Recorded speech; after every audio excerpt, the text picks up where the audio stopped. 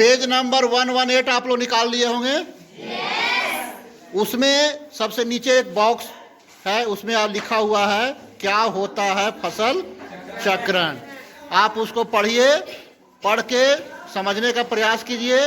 तो इसके लिए कितना समय चाहिए बताइए आप लोग? 10 मिनट। तो आपका समय स्टार्ट होता है अब।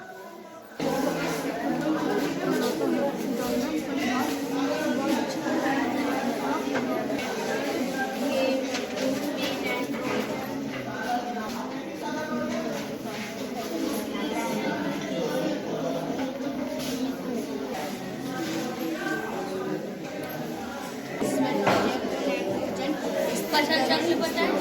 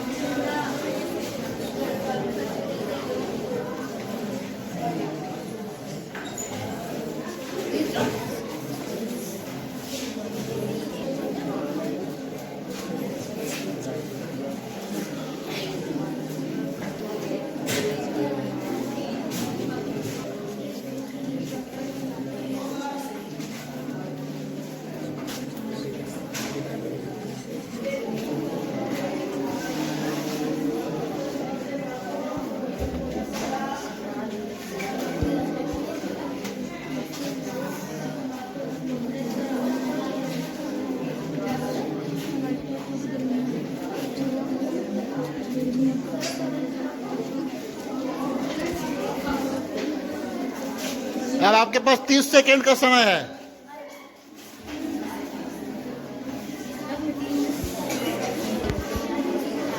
चलिए, आपका समय समाप्त होता है। अब आपको बताना है फसल चक्रण क्या है, फसल चक्रण क्यों जरूरी है और फसल चक्रण कैसे करते हैं किसान। और इसमें ध्यान रखना है कि पढ़ के नहीं सुनाना है। चलिए, किधर से शुरू करें? चलिए बताइए। फसल चक्रण किसी खेत में फसलों को अलग अलग कर एक ही जगह में कल में बोना फसल चक्रण कहलाता है। हाँ, एक ही, आपने क्या कहा? एक ही खेत में एक क्रम में अलग अलग फसलों को बोना फसल चक्रण कहलाता है। समझ गए सब आप लोग? पूजा बताएगी क्या समझी। पूजा स्टैंड अप बता। किसी खेत में फसल अलग अलग बदला जाता है। कैसे बदला जाता है, एक उदाहरण से समझा सकती हो? ठीक है, बैठो। एक उदाहरण से कौन बताएगा, एग्जाम्पल दे करके? चलिए बताइए। 1 मिनट। हाँ बताइए। जैसे कि अभी धान लगाए हैं, तो उसके बाद फिर गेहूँ लगाएंगे, वही फसल चक्रण है। हाँ, ज्वाला का कहना है कि धान के बाद हम लोग गेहूं लगाते हैं, गेहूं के बाद क्या लगाएंगे? आलू लगाएंगे। तो ये फसल चक्रण है। सही बात कि इसमें आप कोई संशोधन करना चाहेंगे क्या? इसमें कोई संशोधन करना चाहेंगे? कोई भी फसल लगा देंगे या उसमें भी कोई तरीका है? कौन फसल पहले लगाएंगे, कौन फसल बाद में लगाएंगे? कुछ बोलना चाहते हैं कोई? अच्छा बताइए।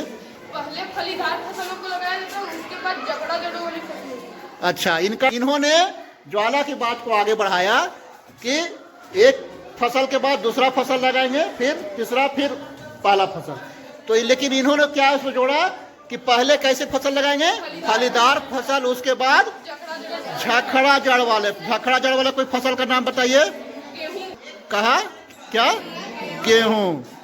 और एक बात निकल के आई कि फसलों को बदल बदल कर लगाना तो है, लेकिन उसको फिर एक नियम के तहत। क्या नियम है? दलहन फसलों के बाद झखड़ा जड़ वाले फसलों को, जैसे मान लिया चना लगाए, मसूर लगाए, उड़द लगाए, उसके बाद क्या लगाना है हमको? गेहूं लगा देना है। तो लेकिन ऐसा क्यों करेंगे, इससे क्या फायदा है, कौन बताएंगे? इधर से, इधर से। क्यों? चना के बाद फिर मसूर क्यों नहीं लगाएंगे? मसूर के बाद फिर मूंग क्यों नहीं लगाएंगे? या गेहूं के बाद फिर धान क्यों नहीं लगाएंगे? क्यों लगाएंगे? इसके पीछे क्या रीजन है, क्या तर्क है? तो ये हर एक खेती का समय होता है, हर पौधे का एक समय होता है। एक समय होता है, ठीक, समय होता है, लेकिन फसल चक्रण से उसका क्या तात्पर्य है? सिर्फ समय है या कुछ और? बताओ। राइजोबियम जीवाणु पाया जाता है, उससे उर्वरक शक्ति बनी रहती है। अब देखिए, इन्होंने कहा कि झखड़ा जड़ वाले पौधों में राइजोबियम जीवाणु पाए जाते हैं और फलीदार पौधे या दलहनी पौधे में राइजोबियम नहीं पाया जाता है। क्या सही है? इसमें थोड़ा सुधार की, क्या गलत है, क्या सही है? हाँ गुड, थोड़ा क्या हुआ, थोड़ा सा आपकी बातों को सुधारा गया है, काटा नहीं गया है। बैठ जाइए। क्या होता है? फलीदार पौधों में राइजोबियम जीवाणु पाए जाते हैं। चलिए, तो इससे क्या फायदा होता है? फलीदार में राइजोबियम मिल गया, ठीक है, तो उससे क्या हुआ? राइजोबियम का क्या काम है बताइए? क्यों? नाइट्रोजन कैसे मिलता है? हाँ, वेरी गुड, सुनाई दिया सबको? क्या जो फलीदार पौधे होते हैं उनकी जड़ों में गांठ होती है, उसके अंदर राइजोबियम जीवाणु पाया जाता है। वो क्या करता है कि हवा में जो नाइट्रोजन है उसको क्या चीज में बदल देता है? नाइट्रेट में। अब वो नाइट्रेट फिर क्या होता है? क्या होता है वो नाइट्रेट? फिर एक एक करके कैसे जाता है पौधों के जड़ों में? क्या में मिलके? हाँ, नाइट्रेट जो है सो जल में घुलनशील होता है और नाइट्रोजन नहीं घुलता है। तो जैसे जल में घुलेगा तो जल को तो सोखता है जड़, तो जड़ के द्वारा कहाँ चला जाएगा? उसके पूरे, और फिर वहां जाके क्या बनेगा? वो नाइट्रोजन मिलता है, उससे फिर प्रोटीन बनता है। ठीक है, ठीक है, प्रोटीन बन गया। फलीदार पौधों से क्या बना? और उसका जड़ मिट्टी में क्या जमा कर दिया? नाइट्रेट। तो उसके बाद झखड़ा क्यों लगाते हैं? क्या उसके पीछे रीजन है कि फिर से दलहनी नहीं लगा रहे हैं? फिर से अब दलहनी लगे। जब दलहनी पौधा काट लिए, फलीदार पौधों को जब काट लिए, उसके बाद फिर से फलीदार पौधों को नहीं लगाते हैं। कैसा पौधा लगाते हैं? झखड़ा जड़ वाले पौधे। तो उससे क्या होता है झखड़ा जड़ लगाने से? नहीं, दूसरे लोग बोलेंगे। आप बताइए, बैठिए। दलहनी के बाद झखड़ा वाले क्यों लगाते हैं? बताओ जी, तुम बताओ। तुम नहीं, बगल में तुम। दलहनी के पौधे के बाद गेहूं जैसे क्यों लगा दिए? चना काटने के बाद गेहूं या धान क्यों लगाते हैं?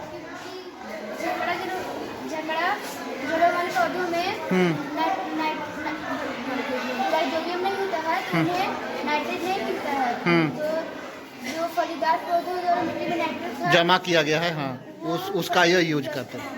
ठीक है, गुड, वेरी गुड।